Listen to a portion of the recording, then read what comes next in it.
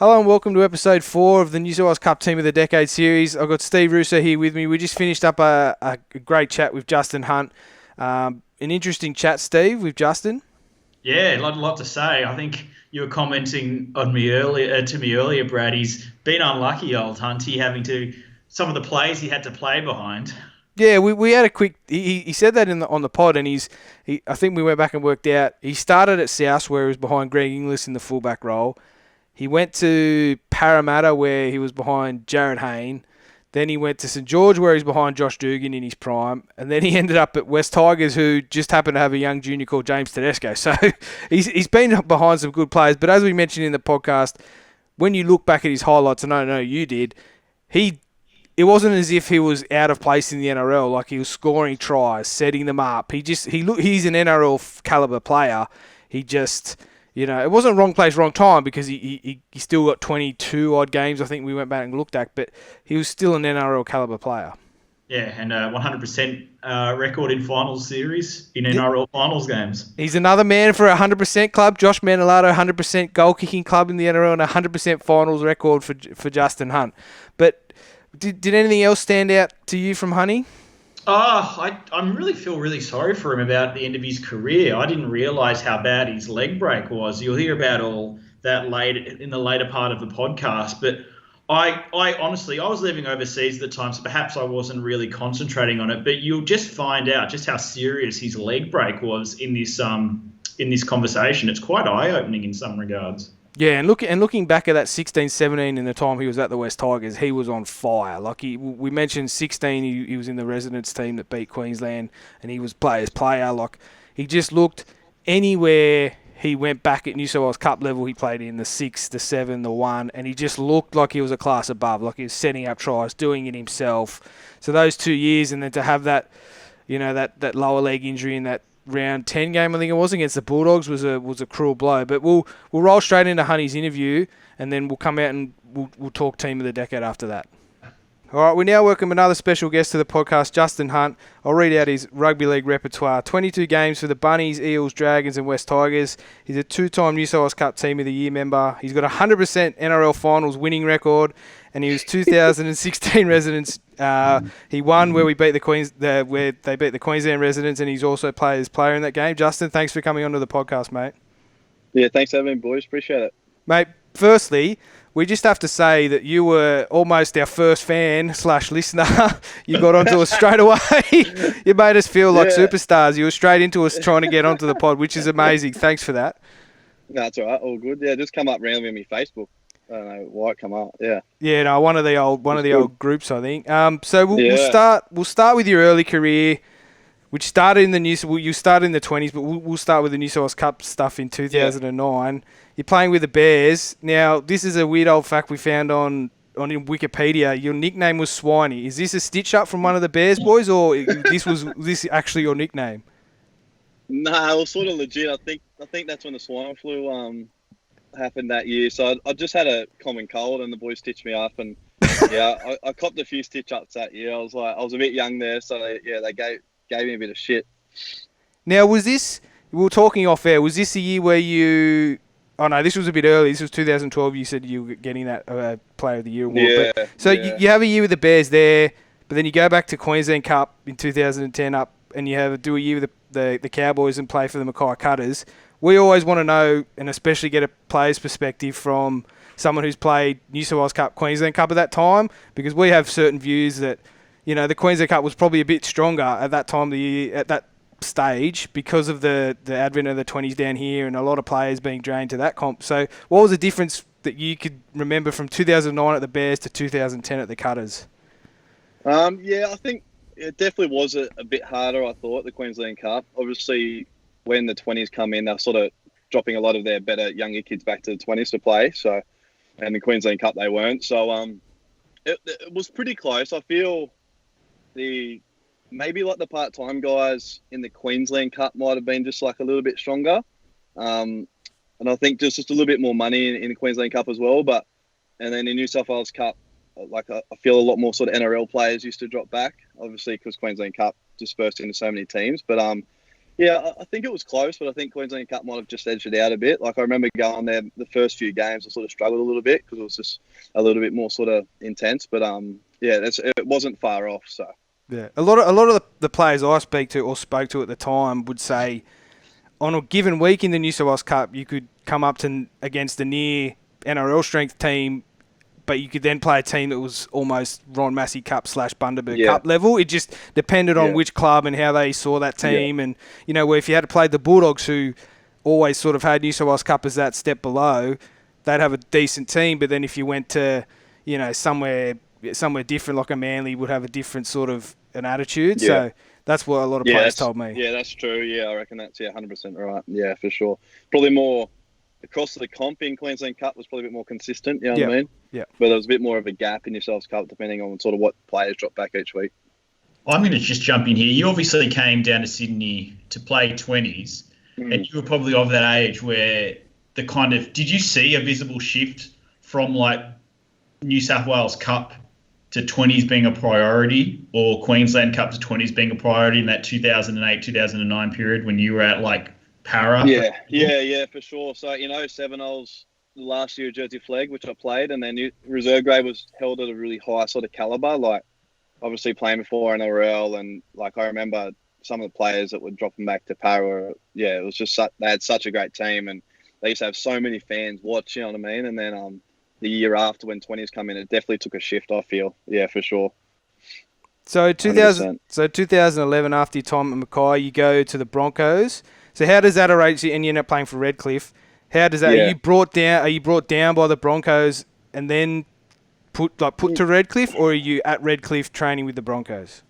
Yeah, no. So the year I did in Mackay, I did a pre-season with the Cows as well, and then John Dixon at Redcliffe approached me just after one of our games that we played against him in Mackay, and sort of said, "Oh, it'd be great to have you down." And they sort of organised a pre-season for me, and I sort of didn't have anything. I was hoping to sort of jag a full-time NRL gig after that year because I had a really good year, and then it sort of didn't come. So yeah, just that's when I did the pre-season at the Bronx, and then had a year at Redcliffe, which was had a really good year at Redcliffe.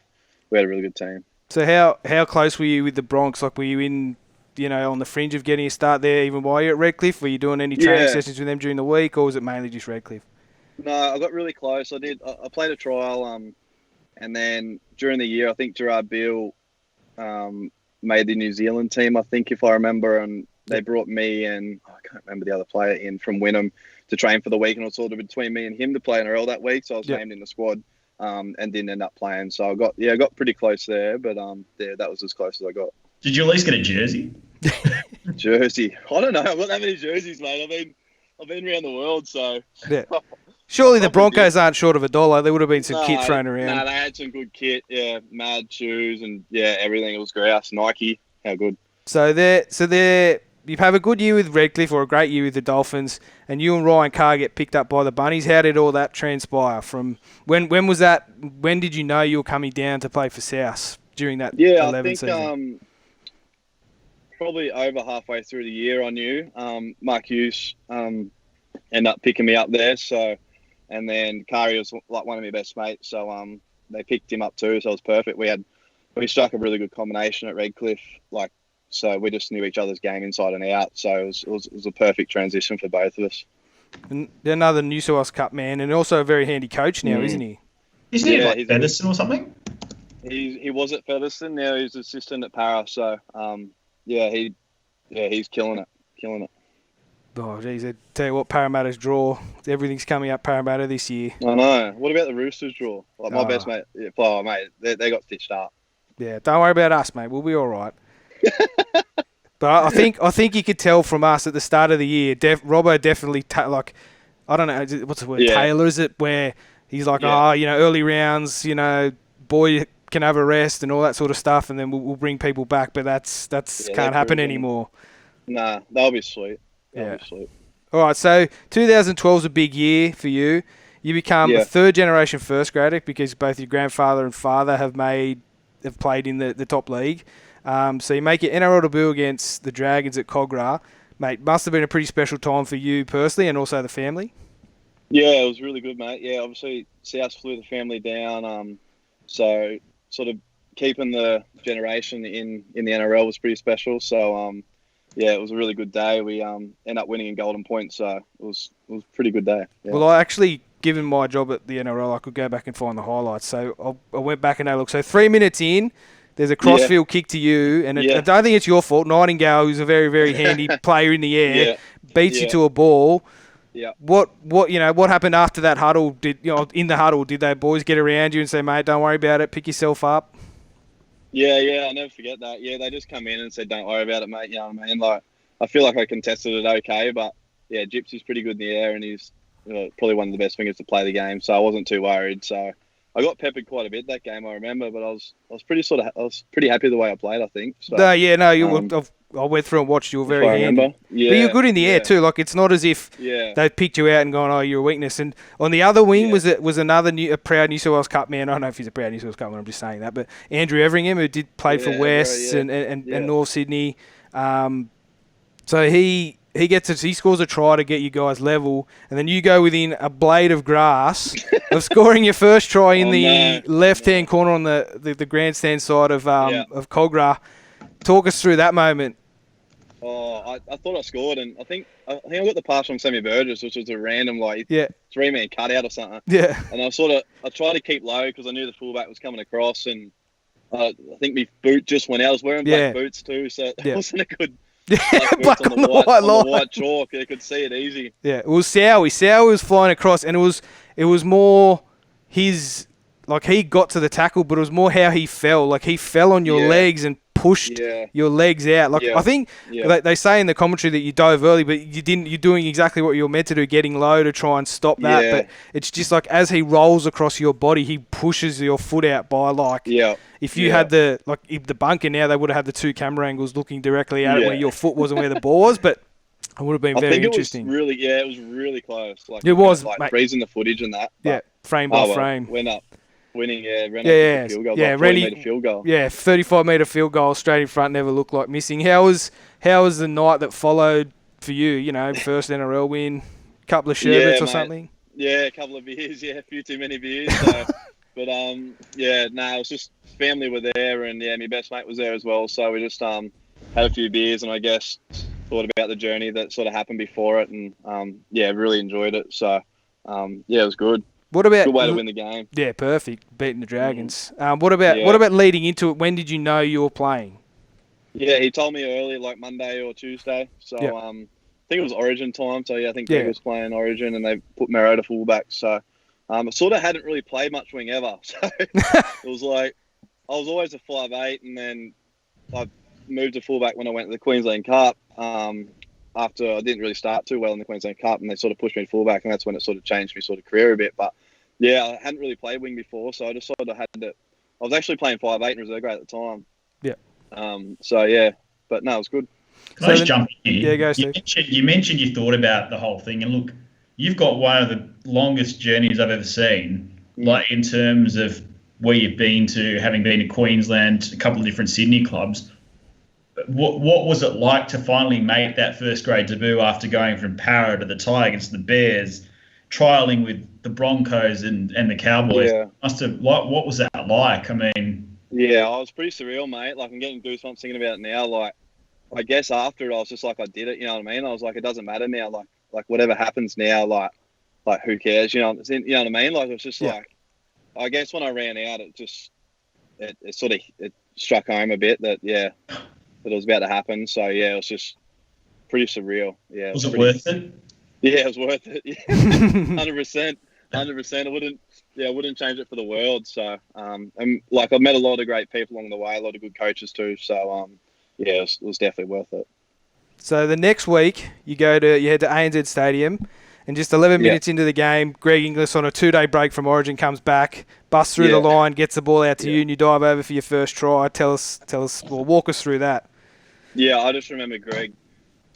I think I've scored most of my tries off Greg, to be honest. So is Darius Boyd, mate. Don't worry about it. It was good to be on the left wing. Yeah, at South. Don't worry about that. Yeah. But I just remember him getting out the back, and I think he might have beat a couple of people, and just sort of offload. I just sort of had the line wide out in front of me, and I just dove over, and I just remember jumping up and just cheering. It's pretty stoked. It was Greg Inglis making hard things look very, very easy. 100%, just breaking through the line, throw. I think he threw one. It might have even been one-hander. He just threw it out to you with his right. It was one-hander. It was. Mate, what do you think about him in the Super League? You think, I already know how he's going to go. If he's anything half fit, do you think he'll just carve it up? Oh, he'll kill it if he's half fit. Yeah, mate, he's a freak. I've never seen anything like it. Like, I've been behind some great fullbacks everywhere I went. I felt like I was behind either the Queensland, New South Wales, or Australian fullback everywhere I went. So it was good. Like, I learned a lot, but mate, just the things he used to do at training and stuff was just ridiculous. And he's actually like a proper legend too. So yeah, he'll go good. He'll go good. All right, so you end up playing another 8 NRL games that year, including your 2012 semi-final win over Canberra. People always say finals footy's a step up. Did you feel that when you played that semi? Yeah, for sure. Yeah, I remember the week before, I think Kingy broke his arm or had a bad injury, so I sort of had a feeling I was going to play, but just the crowd was bigger and it's just more the atmosphere and stuff, you know what I mean? Like, I just remember it was just so much louder and it was probably a little bit quicker, but it was pretty intense. So I think we won in the end pretty easy, I think. Yeah, it was yeah. Did you so the next week would have been a bit tough though. So you win that game, and then how does that all filter through? So is it Nathan Merrin return to take your spot, or was there another mix around where someone else came in and he pushed into the wing? I don't know. I can't remember what happened. No one pushed me out. It was more just an experienced guy come back from injury. I don't know. Okay.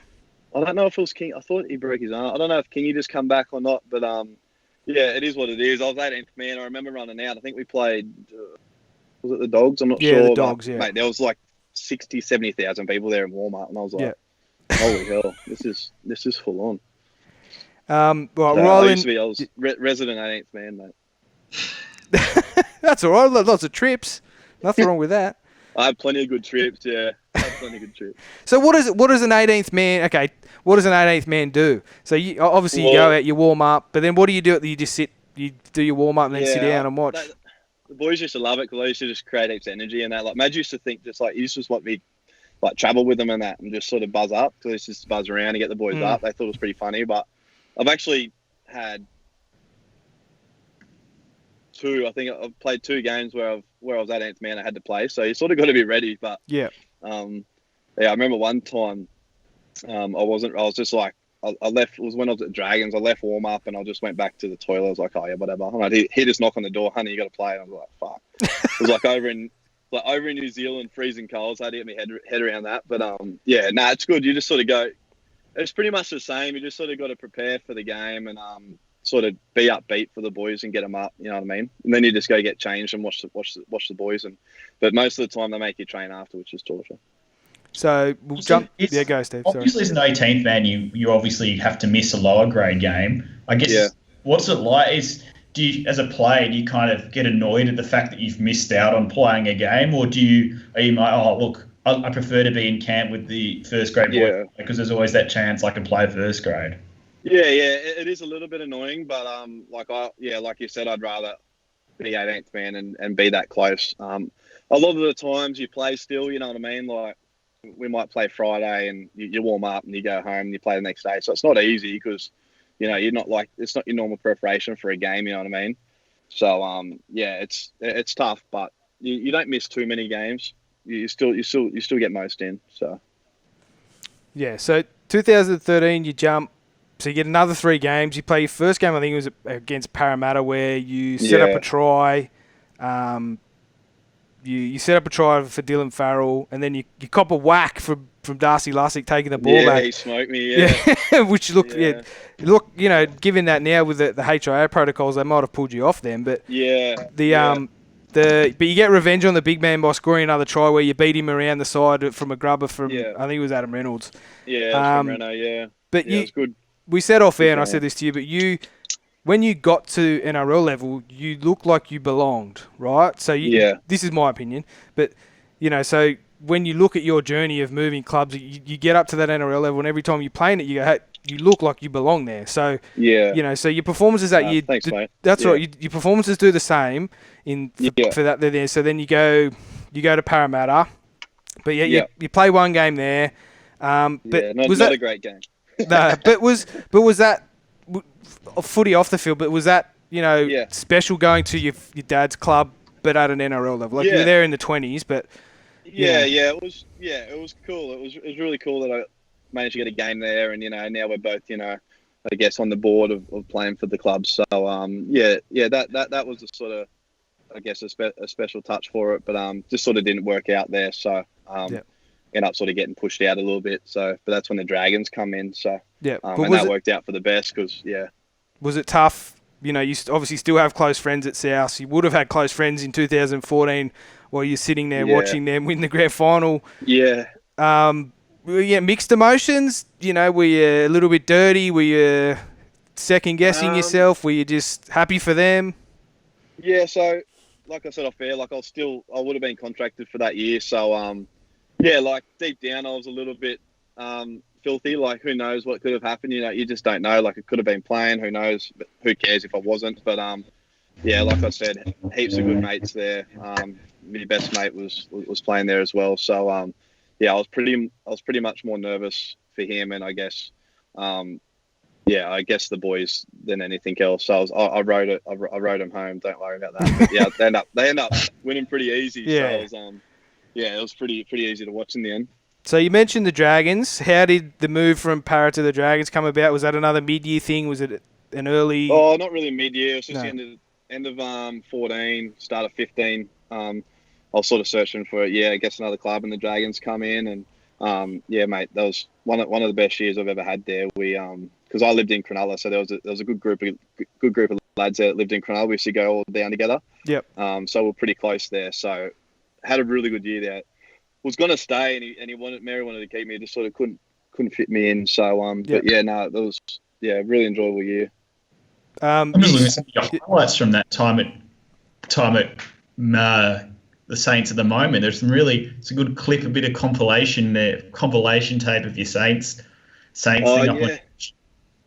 And had a bit of good combination with Benji going by. That's what I'm saying. Your first try was from a magical Benji no-look pass sort of thing where he looks down and just throws the thing right out to you. Was it the SCG, I think? No, it was good. Me and Benji had a good little relationship. He was one of the ones that lived, obviously, not down the gong, so there was plenty of banter in that group. There was some good banter in there. So, I had a good relationship with him. He was really close, mate. Yeah, it was a really good year. So, I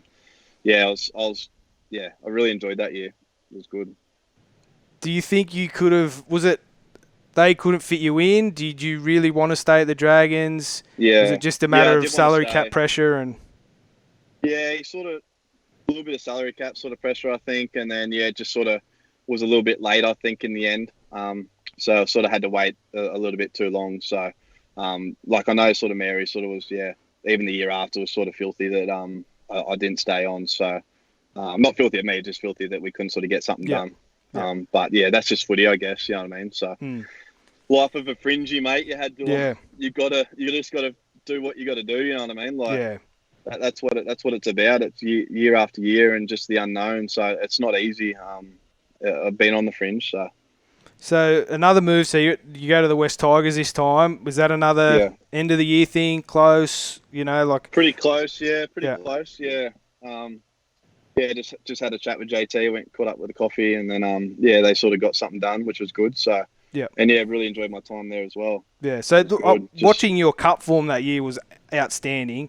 So you're rewarded with the residence selection where you get players player.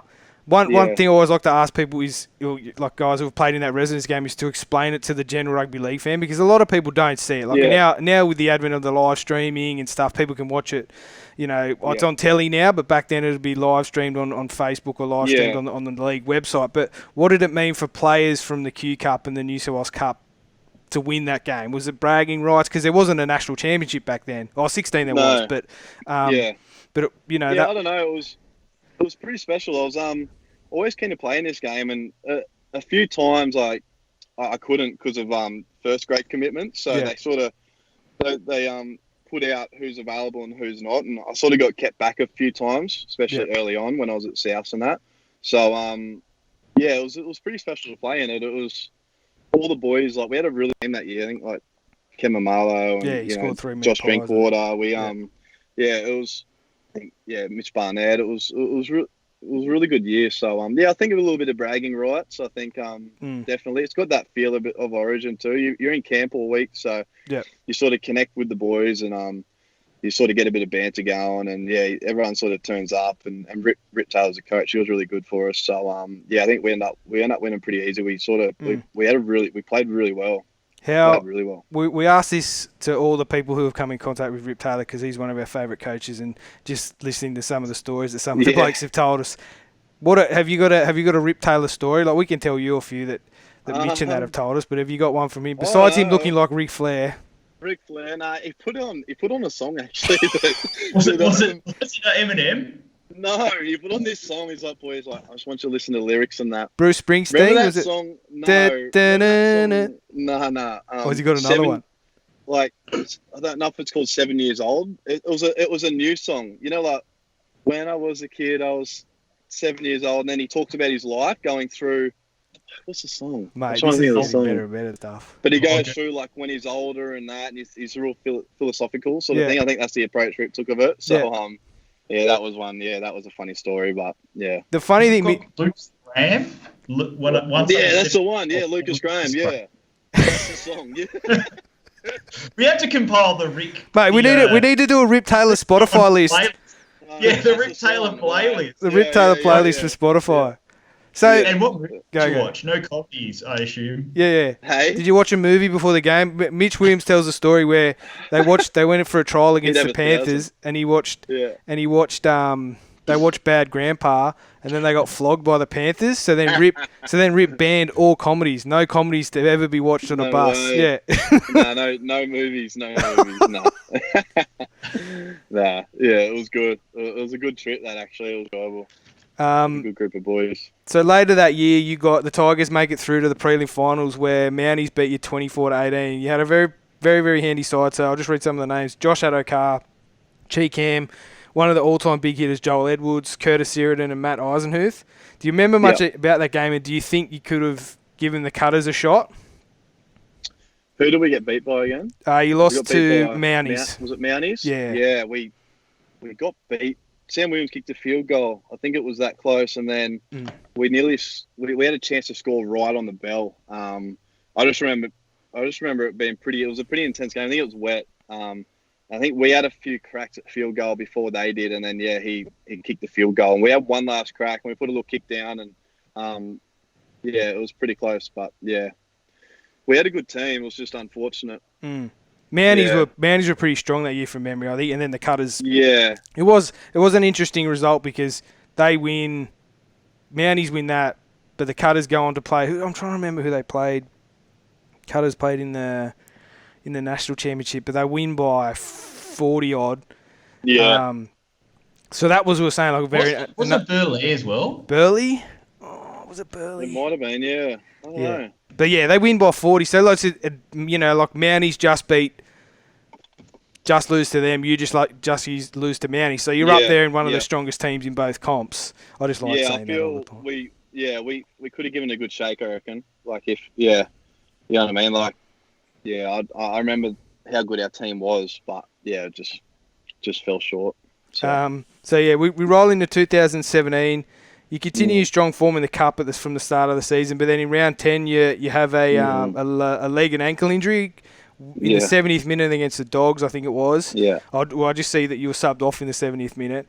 What was the injury, and was it like that bad? Like not career ending, but that week Ivan come up to me and I was close to playing NRL that week. He was going to play me in the centres, and I've sort of never played there before, and he sort of said, look, train there and see how you go. And I was sort of a little bit shaky in D. And I said to him, mate, honestly, I think I just need to maybe play a game in cup and sort of get used to it. I was playing the centre that game, and I actually went off with a HIA as well before it, and I ended up passing it, and they sort of, I guess, needed me to come back out there because we were sort of getting beat. It was pretty close, and then I just jammed in D, coming out at centre, and my sort of leg got caught, and mate, it was horrific. It was like it's one of the worst. Yeah, if you ask anyone that was playing, everyone stopped, and I just remember I just seen my leg hanging there, and just broke tib fib, smashed my ankle, did every ligament, and it's still, like, I can't run at the moment, so yeah, it was just one of those real ugly. Like my bone broke into my ankle joint. It was just real. So I sort of had to wait 2 days to get operated on because I was waiting for the right surgeon, the right trauma dude to do it. So yeah, she was painful. So that would, for me, strikes me as one of the hardest times for a footballer, that injury, the mental side of things, where that would be tougher than the pain, knowing that, did you know then that's it? Like, what did the doc say? Did the doc say, mate, it's, Yeah, they tried to be sort of not like positive in a way, but didn't say it. But, just said, it was pretty upsetting because, like, I was planning to go overseas sort of the year after. So, but I guess that's life, you know what I mean? Like, it is what it is, and I had a good journey, so I just had to sort of stay positive in regards to it all, and things that put things into perspective are the two things waiting for you when you get back inside. Some things aren't that important, but when you get those two little things, they're the most important things in the world. Mate, thanks heaps for that. Thanks heaps for getting and being our first super fan. Once we get some merchandise up and running, we'll give you. We'll send you a shirt. Send us the merch. But I was thinking, if Mantellado's missed 100%, you're Mr. number 18 or Mr. 18, Mr. 18. Yeah. 18. No, Mr. Finals will call you 100% record. That's your shirt, Mr. Finals. 100% records, mate. Easy. Thanks heaps, mate. Thanks for joining the pod.